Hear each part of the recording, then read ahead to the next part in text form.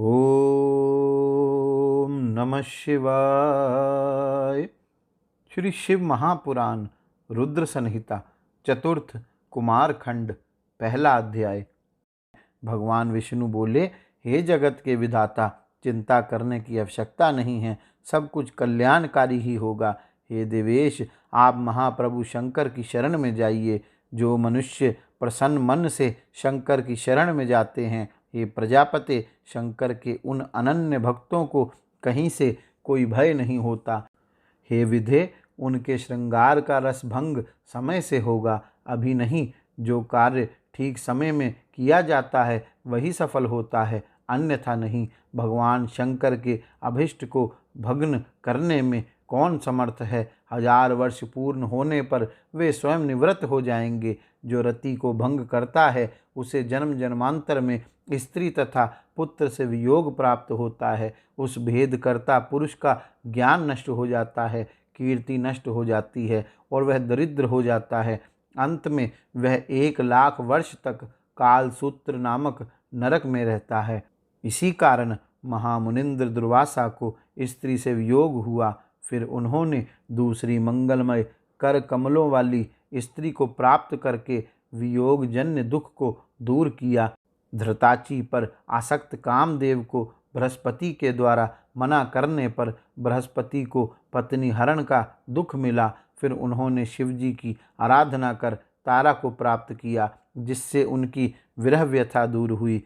महर्षि गौतम ने मोहिनी में आसक्त चंद्रमा को वियुक्त किया, इस कारण उनका स्त्री से वियोग हुआ। हालिका को वृषली में कामसक्त देखकर हरीशचंद्र द्वारा निषेध किए जाने पर उन्हें विश्वामित्र का कोप भाजन बनना पड़ा और वे स्त्री, पुत्र तथा राज्य से भी च्युत हो गए। फिर उन्होंने शिवाराधना कर इस कष्ट से छुटकारा प्राप्त किया। वृषली में आसक्त हुए द्विज श्रेष्ठ अजामिल को तथा उस वृषली को भय के कारण किसी देवता ने भी मना नहीं किया। वीर सिंचन से सब कुछ साध्य है। हे विधे, निषेक बलवान है, निषेक ही फल देने वाला है। उस निषेक का कौन निवारण कर सकता है? शंकर जी के भोग का वह काल देवताओं के वर्ष से 1000 वर्ष पर्यंत का था। हे देवगणों, 1000 दिव्य वर्ष पूर्ण हो जाने पर आप लोग वहां जाकर इस प्रकार का उपाय करें जिससे उनका तेज पृथ्वी पर गिरे। उसी तेज से प्रभु शंकर का स्कंद नामक पुत्र उत्पन्न होगा। अतः हे ब्रह्मन, इस समय आप इन देवताओं को साथ लेकर अपने स्थान को लौट जाएं और शिवजी एकांत में पार्वती के साथ आनंद विहार करें। ब्रह्मा जी बोले, हे मुनीश्वर, इस प्रकार कहकर लक्ष्मीपति भगवान विष्णु शीघ्र ही अपने अंतःपुर में चले गए और मेरे साथ सभी देवता अपने अपने स्थान पर चले गए। इस प्रकार बहुत दिनों तक शक्ति एवं शक्तिमान के विहार से भाराक्रांत यह पृथ्वी शेष एवं कच्छप के धारण करने पर भी कांप उठी। तब कच्छप के भार से आक्रांत सबका आधारभूत पवन स्तंभित हो गया, जिससे संपूर्ण त्रैलोक्य भय से व्याकुल हो उठा। फिर सभी देवता मेरे साथ भगवान विष्णु की शरण में गए और दुखी मन वाले उन्होंने उस वृतांत को भगवान विष्णु से निवेदित किया। देवता बोले, हे देवदेव, हे रमानाथ, हे सर्वरक्षक प्रभु, हम लोग भय से व्याकुल चित्त हो आपकी शरण में आए हुए हैं। आप हमारी रक्षा कीजिए।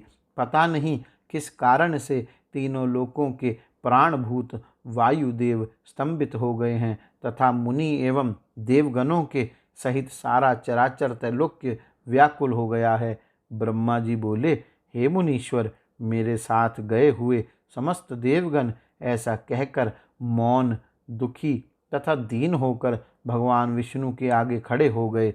इस बात को सुनकर हमें तथा सभी देवताओं को अपने साथ लेकर भगवान विष्णु बड़ी शीघ्रता से शिव के प्रिय कैलाश पर्वत पर गए।